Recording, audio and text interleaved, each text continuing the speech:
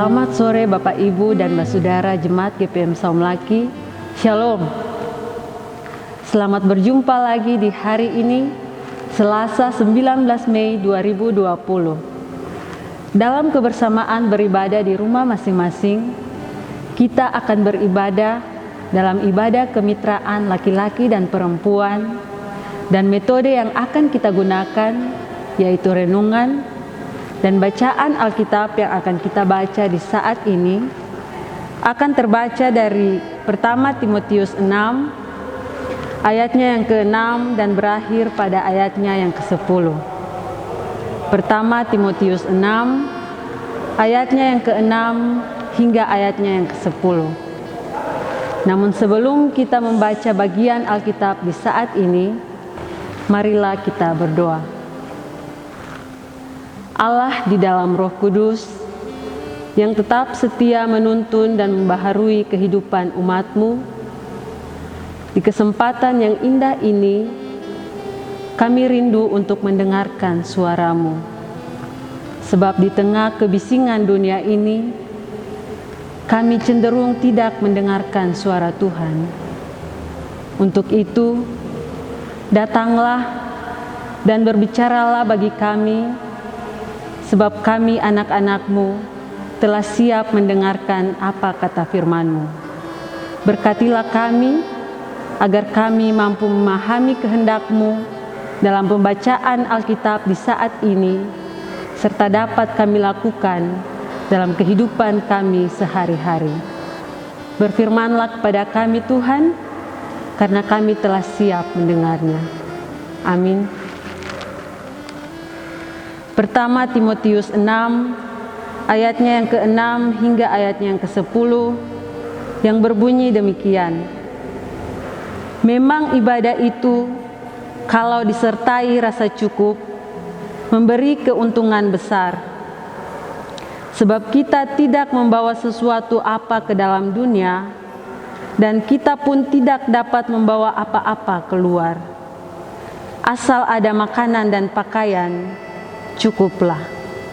Tetapi mereka yang ingin kaya terjatuh ke dalam pencobaan, ke dalam jerat dan ke dalam berbagai-bagai nafsu yang hampa dan yang mencelakakan, yang menenggelamkan manusia ke dalam keruntuhan dan kebinasaan. Karena akar segala kejahatan ialah cinta uang.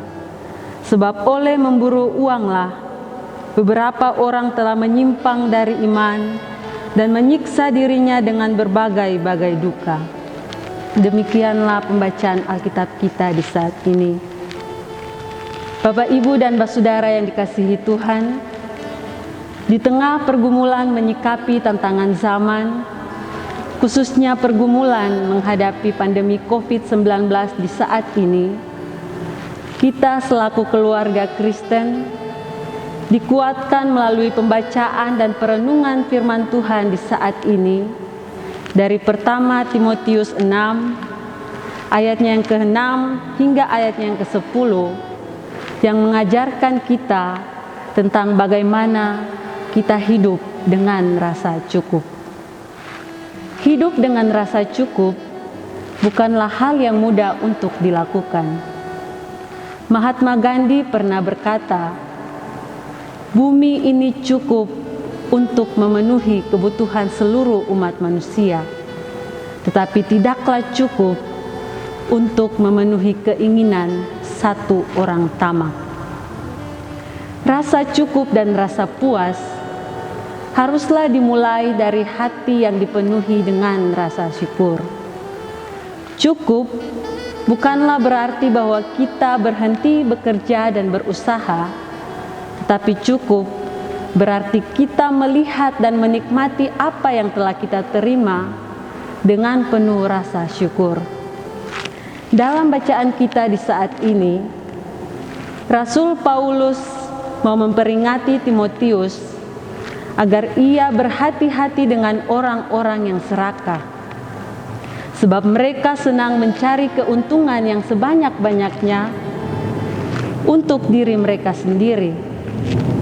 Bahkan dalam ibadah-ibadah pun mereka cenderung untuk mencari keuntungan dan memecah belahkan persekutuan. Orang-orang yang seperti inilah tidak pernah puas dengan apa yang telah mereka miliki. Mereka suka mencari-cari kesalahan orang lain. Mereka memfitnah, menipu dan sebagainya hanya untuk mendapatkan keuntungan.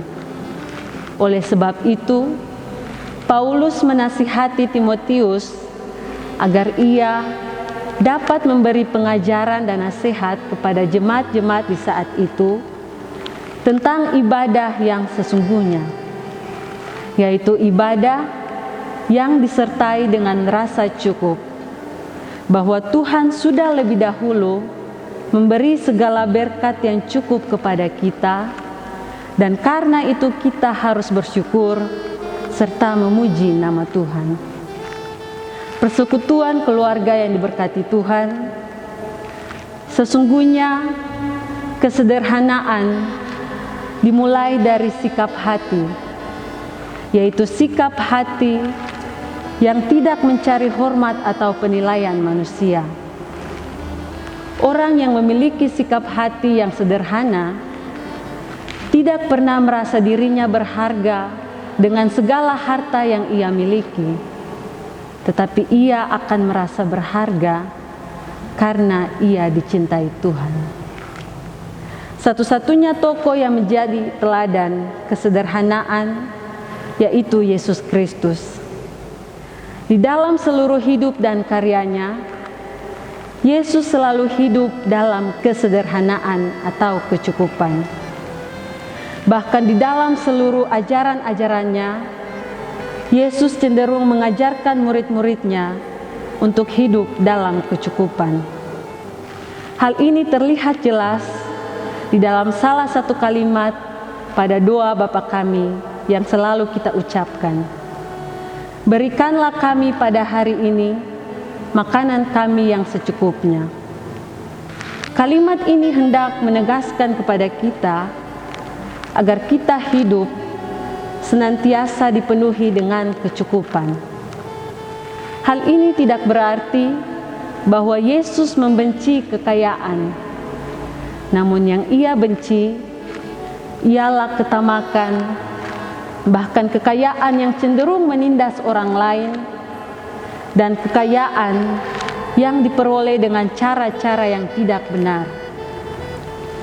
Jika Tuhan memberikan sesuatu yang lebih kepada kita, maka hal itu menjadi suatu isyarat kepada kita agar kita dapat memberikan kelebihan itu kepada orang-orang yang berkekurangan atau orang-orang yang lebih membutuhkan topangan dari kita.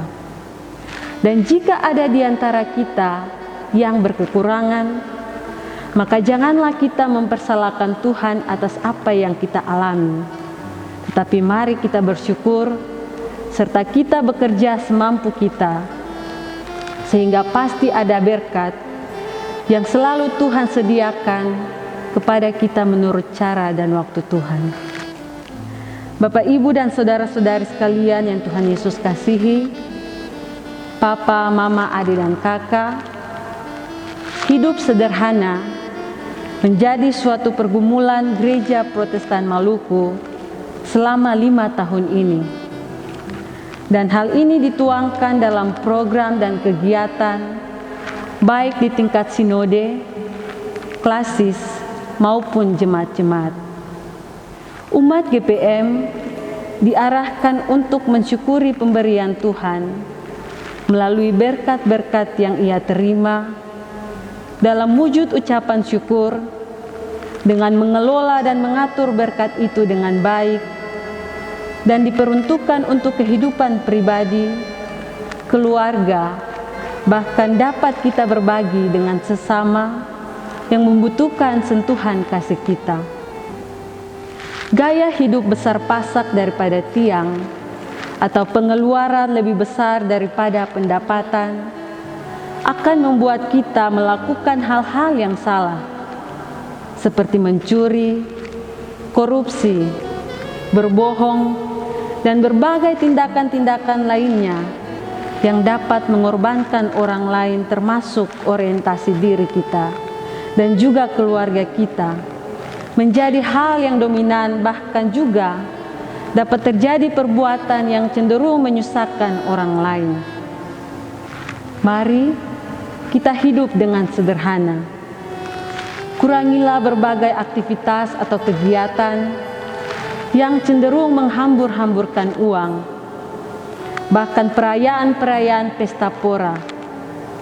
Mari kita belajar untuk hidup senantiasa simpati dengan orang lain yang berkekurangan, serta mari kita pikirkan masa depan anak-anak kita dengan kita menyisakan sedikit uang kita untuk ditabung bagi kepentingan pendidikan anak-anak kita dan masa depan mereka. Hanya dengan demikian kita dapat mewujudkan ucapan syukur kepada Tuhan. Semoga Tuhan menolong kita untuk senantiasa hidup dengan penuh rasa cukup. Amin.